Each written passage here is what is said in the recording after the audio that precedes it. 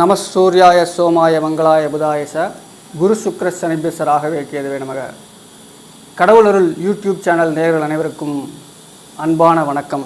அனைவருக்கும் இனிய ஆங்கில புத்தாண்டு நல்வாழ்த்துக்கள். 1/1/2024 திங்கட்கிழமை அன்னைக்கு புத்தாண்டு பிறக்க போகுது. இந்த புத்தாண்டில் நமக்கு பொதுவாக எப்படி இந்த புத்தாண்டு இருக்கும் அப்படின்னு சொல்லி கேட்டிங்கன்னா, இந்த புத்தாண்டை பொறுத்த வரைக்கும் பொருளாதார ரீதியாக ஒரு நல்ல முன்னேற்றத்தை, உலக அளவில் பொருளாதார மாற்றங்கள் வரக்கூடிய காலகட்டம். மே மாதத்திற்கு பிறகு ஒரு முக்கியமான பொருளாதார ஏற்றத்தை மாற்றத்தை இந்த உலகமே சந்திக்க போகுதுன்னு சொன்னால் கண்டிப்பாக அதில் மாற்றுக்கருத்து இருக்காது. அதே மாதிரி மருத்துவத்துறையில் மிகப்பெரிய ஒரு புரட்சி நடக்க இருக்கிறது. குறிப்பாக இந்த ஆர்டிஃபிஷியல் இன்டெலிஜென்ஸு, இந்த மாடர்ன் டெக்னாலஜிஸ். ஏன்னா மீனத்தில் ராகு இருக்கார். அப்போது மாடர்ன் ட்ரீட்மெண்ட்டுக்கு ஒரு மைல்கல்லாக இந்த காலகட்டத்தில், இந்த ஒரு வருட காலகட்டம் ஏதாவது ஒரு முக்கியமான நிகழ்வு, முன்னேற்றம் மருத்துவ ரீதியாக நடக்கிறதுக்கான வாய்ப்பு இருக்குது. குறிப்பாக கேன்சருக்கான ட்ரீட்மெண்ட், கேன்சர் ட்ரீட்மெண்ட்டுக்கான ஒரு தீர்வு, ஒரு மருத்துவம் அப்படிங்கிறது இந்த வருடம் கண்டுபிடிப்பாங்க. ஆராய்ச்சிகள், நிறைய ஆராய்ச்சிகள், எஸ்பெஷலி இந்த வைரஸ் சம்மந்தப்பட்ட ஆராய்ச்சிகள்லாம் புதுசாக வரக்கூடிய நோய்கள் எந்த மாதிரியான தாக்கத்தை கொடுக்கும், அதுக்கு என்ன சொல்யூஷன் அப்படிங்கிறதெல்லாம் இந்த வருடம் ஆராய்ச்சியாளர்கள் கண்டுபிடிப்பாங்க. அதேபோல் ஆன்மீகவாதிகளுக்கு சற்றே கடுமையான காலகட்டம். மே மாதம் வரைக்கும் கொஞ்சம் அவர்களுக்கான அவமான குறைவுகள் இதெல்லாம் ஏற்படுறதுக்கான வாய்ப்பு இருக்குது. பெண்களை பொறுத்த வரைக்கும் கவனமாக இருக்க வேண்டிய காலகட்டம். பெண்கள் தேவையில்லாத பிரச்சனைகளை சந்திக்கிறதுக்கான வாய்ப்புகள் இருக்குது. பொதுவாக இந்த புத்தாண்டை பொறுத்த வரைக்கும் லாபங்கள், பெருவாரியான லாபங்கள் கிடைத்தாலும் இந்த அதிகப்படியான விரயங்களும் இருக்கிறதுக்கான, ஏன்னா மீன ராசியில் ராகு சஞ்சரிக்கிறார் இந்த வருடம் முழுதும். அப்போ விரயங்கள், தேவையில்லாத மனக்குழப்பங்கள், சஞ்சலங்கள், விரயங்கள், நீர்நிலைகள்லாம் மிகுதியாக நிரம்பி வடிகிறதுக்கான வாய்ப்புகள் இந்த காலகட்டத்தில், இந்த ஒரு வருடம் நல்ல மழைகள்லாம் இருக்கிறதுக்கான வாய்ப்பு கண்டிப்பாக இருக்குது. ஏன்னா சனி பகவான் கும்பத்தில் இருக்கார். இப்போது கும்பத்திலேருந்து மீனத்துக்கு வரப்போகிறார். அங்கே ஏற்கனவே மீனத்தில் ராகு சஞ்சரிக்கிறார். இப்போ சனி ராகு சேர்க்கை, நீர் கிரகங்கள், அதுவும் மோட்ச ராசி மீனம் அப்படிங்கும்போது நல்லா மழை பெஞ்சு நீர்நிலைகள்லாம் நிரம்பி நல்ல ஒரு விவசாயம் செய்யும் பெருமக்களுக்கு நல்ல ஒரு மாற்றத்தை தரக்கூடிய காலகட்டம். தை மாதத்துக்கு அப்புறம் அருமையாக இருக்கும். விவசாயிகள்லாம் மகிழ்ச்சி வெள்ளத்தில் திளைப்பர், அது மாதிரியான ஒரு நிலை.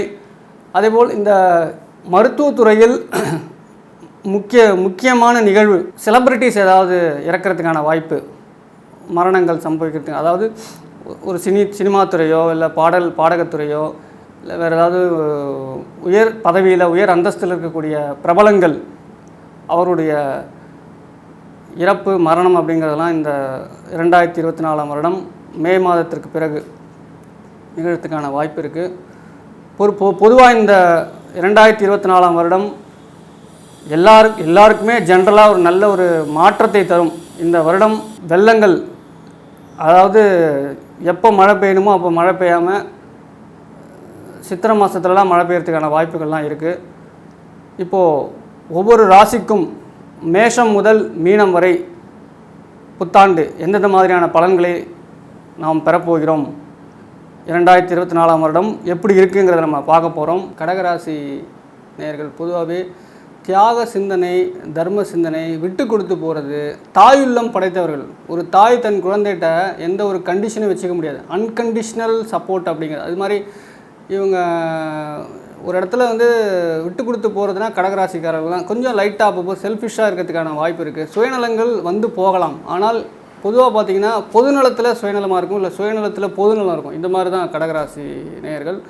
தர்ம சிந்தனைகள்லாம், தியாக சிந்தனைகள்லாம் இவங்களுக்கு இயல்பாகவே வரக்கூடிய மனநிலை.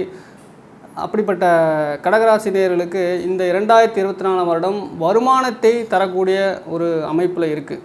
உங்கள் ராசிநாதன் சந்திர பகவான் வருடம் பிறக்கும்போதே வருமானஸ்தானம் அப்படின்னு சொல்லக்கூடிய 2ஆம் இடத்துல சஞ்சரிக்கிறார். வருமானத்தை நோக்கின ஒரு திட்டமிடல் இந்த காலகட்டத்தில் உங்களுக்கு இருக்கும். அதேபோல் உங்களுடைய முயற்சிகளில் சில தடைகள் வரதுக்கான வாய்ப்பு இருக்குது. தடை தாமதங்கள், இளைய சகோதர வழியில் ஒரு மனக்கசப்பு, மனக்லேசம், கொஞ்சம் ரிலேஷன்ஷிப்பு முன்ன பின்ன இருக்கிறது, இந்த மாதிரி வாய்ப்புகள்லாம் வரதுக்கான சூழ்நிலைகள் இருக்குது 2024ஆம் வருடம். அது கொஞ்சம் கவனமாக இருக்க வேண்டிய காலகட்டம்னு சொல்லணும். அதே மாதிரி உங்களுடைய 6ஆம் இடத்தில் சூரியன் செவ்வாய், ராசிக்கு 6ஆம் இடத்தில் சூரியன் செவ்வாய் இருக்கிறார். உஷ்ண சம்பந்தப்பட்ட உடல் உபாதைகள் வரதுக்கான வாய்ப்புகள் இருக்குது. கொஞ்சம் கவனமாக பார்த்து நீங்கள் அதுக்கான ட்ரீட்மெண்ட்லாம் எடுக்கணும்.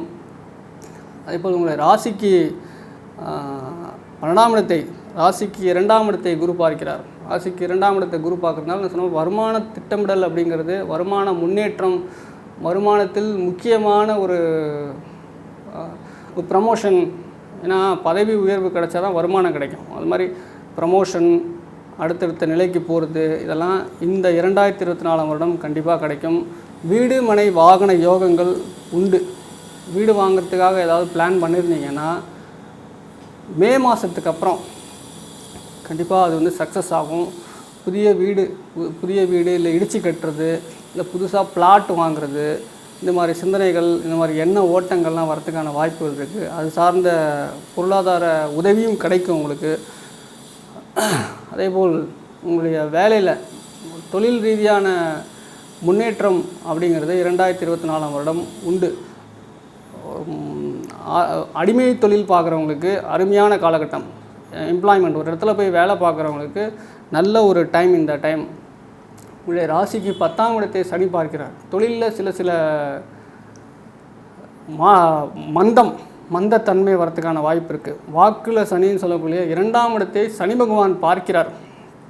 2ஆம் இடத்தை சனி பகவான் பார்க்கும்போது தன்னுடைய 7ஆம் பார்வையாக பார்க்கிறார். அங்கே தான் சந்திரன், ராசிநாதன் சந்திரன் சஞ்சரிக்கிறார். அன்றைக்கி சந்திரன் மாந்தி சேர்ந்துருக்கிறதுனால இப்போது நீங்கள் என்ன பண்ணணுன்னா பேச்சில் கவனமாக பேசணும். பேசும்போது எந்த ஒரு மற்றவங்களை வந்து மனசு புண்படுத்துகிற மாதிரி பேசக்கூடாது. காரணம் என்னென்னா, நீங்கள் கரெக்டாக பேசினாலும் அது வந்து கன்வே ஆகும்போது, இன்னொருத்தருக்கு போய் ரீச் ஆகும்போது தப்பாக ரீச் ஆகிறதுக்கான வாய்ப்பு இருக்குது. இந்த காலகட்டத்தில் இந்த வருடம் முழுதும் உங்களுடைய ராசிக்கு 2ஆம் இடத்தை சனி பகவான் பார்க்கிறார்.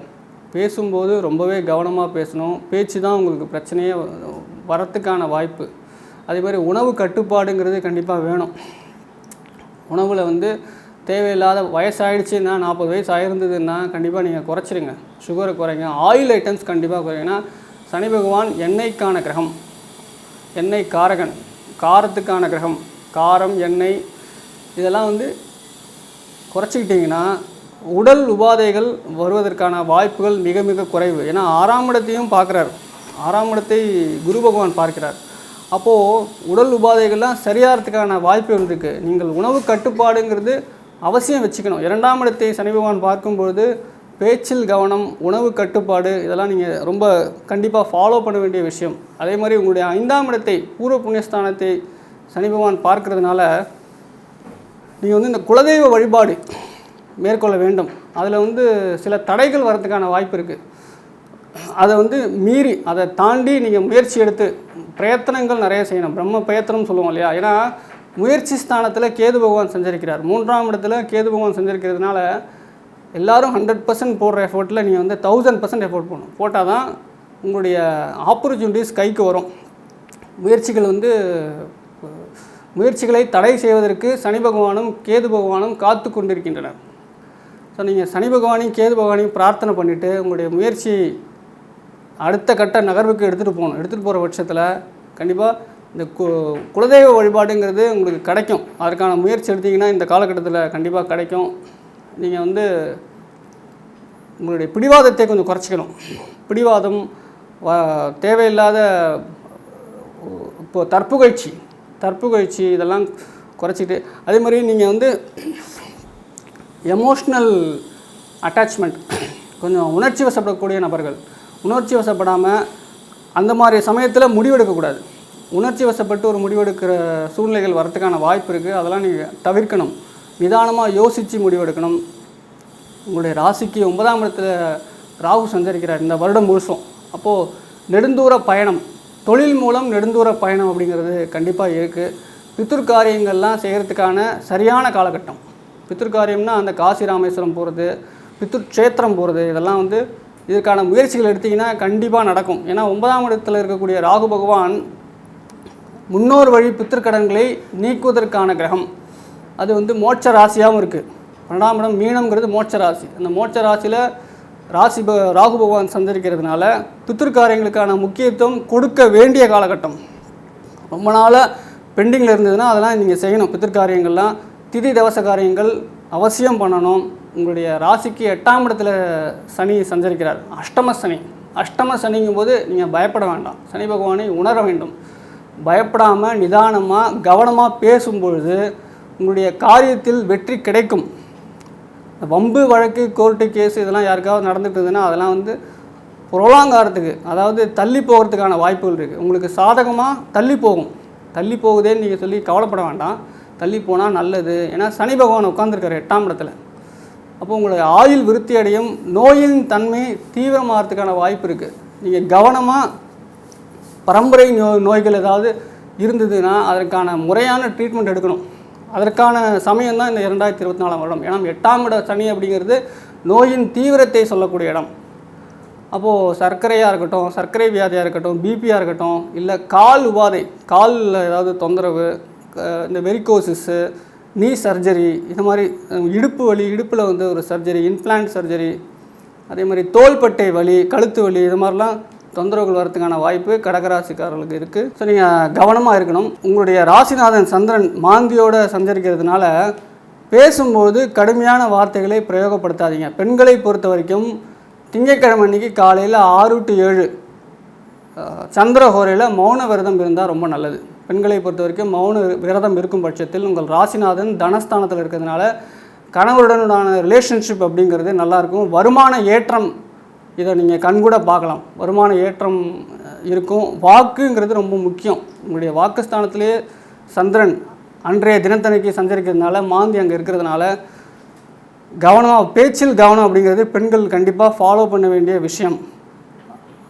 வளர்பிறை 3ஆம் பிறை தரிசனம், அமாவாசை கழிஞ்ச 3ஆம் நாள் வளர்பிறை 3ஆம் பிறை தரிசனம், இருவரும் கணவன் மனைவி இருவரும் சேர்ந்து சந்திர தரிசனம் பண்ணுற பட்சத்தில் உங்களுக்கு ஒரு மனத்தெளிவு கிடைக்கும். மனக்குழப்பங்கள் நீங்கும். முக்கியமான விஷயத்தில் முடிவெடுக்க முடியாமல் தவிக்கிற காலகட்டம்லாம் வரதுக்கான வாய்ப்பு இருக்குது. அதெல்லாம் இந்த சந்திர தரிசனம் மூலமாக நிவர்த்தி அடையும். பொதுவாகவே சந்திரன்னா தாயார், திருப்பதி தாயாரை போய் ஒரு ட்ரிப் போய் தரிசனம் பண்ணிட்டு வந்தீங்கன்னா 2024ஆம் வருடம் நல்லதொரு வருடமாக கண்டிப்பாக கடகராசிக்காரர்களுக்கு இருக்கும் என்பதில் எந்த மாற்று கருத்தும் இல்லை. கடவுள் அருள் டிவியை பார்த்தமைக்க நன்றிகள். மேலும் இது போன்ற தகவல்களை தெரிந்து கொள்ள கடவுள் அருள் டிவியை சப்ஸ்கிரைப் செய்யுங்கள். மறக்காமல் பெல் ஐக்கானை கிளிக் செய்யுங்கள்.